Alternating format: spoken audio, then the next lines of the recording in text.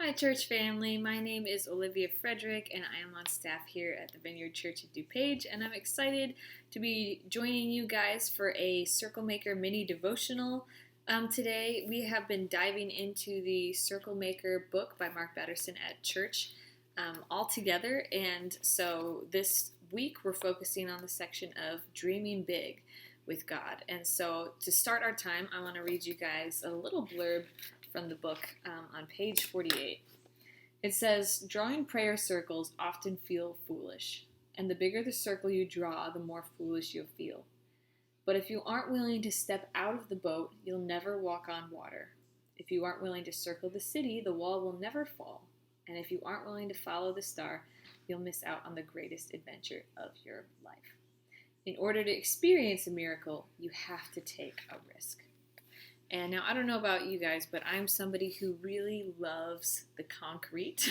I love analyzing things. I love information gathering. I love apologetics. I don't really love risk, and I really feel uncomfortable with, the uncertain. I like to know what I'm getting into before I get into it. I like to know the outcome.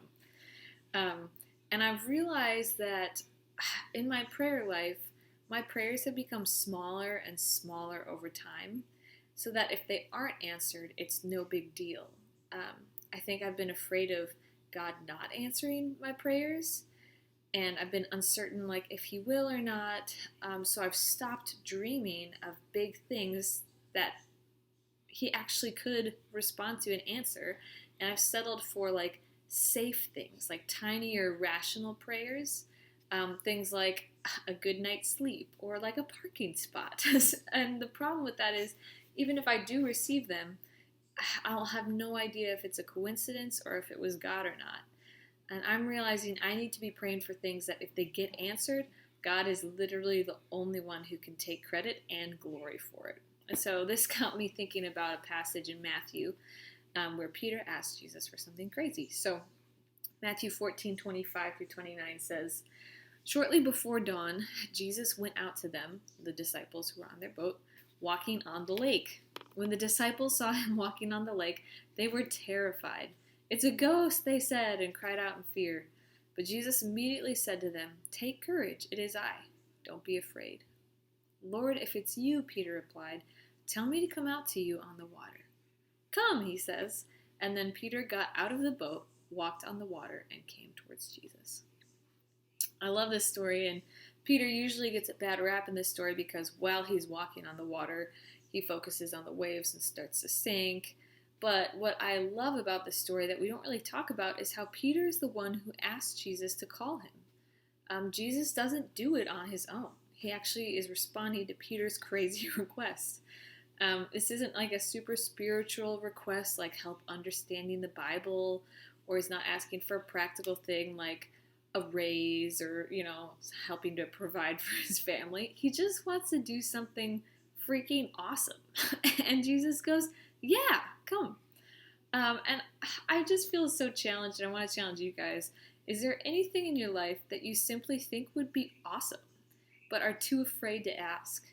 What seems foolish or too risky or too unspiritual?